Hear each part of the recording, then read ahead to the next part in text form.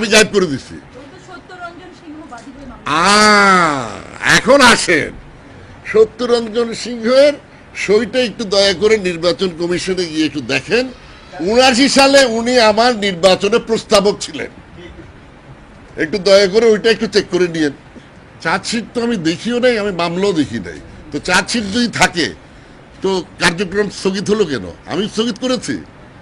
৭৩ সালে তো আওয়ামী লীগ ক্ষমতায় ছিল, ৭৩ সালে তো আওয়ামী লীগ ক্ষমতায় ছিল, তাহলে আওয়ামী লীগ তখন কার্যকরী করলো না কেন? ৯৬ সালে আওয়ামী লীগ ক্ষমতায় এসছে, তখন এটা কার্যকরী করলো না কেন? আজকে হঠাৎ চেতনা বেড়ে গেছে। আমি তো অভিযোগ করি নাই, প্রফুল্ল সিং তো আমার বিরুদ্ধে অভিযোগ করে নাই। প্রফুল্ল সিং বলছে সে শুনেছে, আমিও বলছি আমিও শুনেছি যে প্রফুল্ল সিং এই আমার বাবার হত্যাকাণ্ডের সঙ্গে জড়িত। যে ওনারা ব্যস্ত আছেন কে কি শুনেছে, কে কি পড়েছে, কে কি দেখেছে, এর মধ্যে কিন্তু তারা নাই।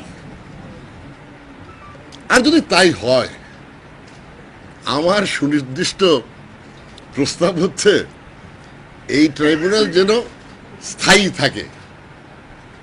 এটা যেন এই এই কয়েকটা অপরাধ বিচার করে যেন শেষ না হয়।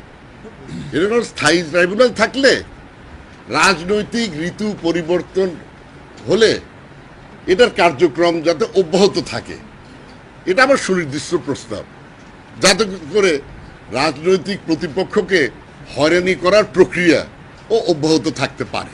এটা যারা বলে, যে অভিযোগ যারা করে, তারাও কিন্তু বলছে না যে এটা সত্য। তার মধ্যে ওনারা শুনেছেন, ওনারা শুনেছেন।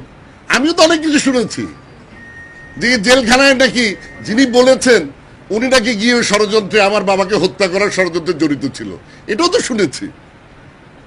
বিশ্বাস তো করি নাই, অত বলি নাই, তাই না? কিন্তু ১৯৭৩ সালে যে চার্জশিট দেওয়া হয়েছিল সেই চার্জশিটে আপনার নাম আছে।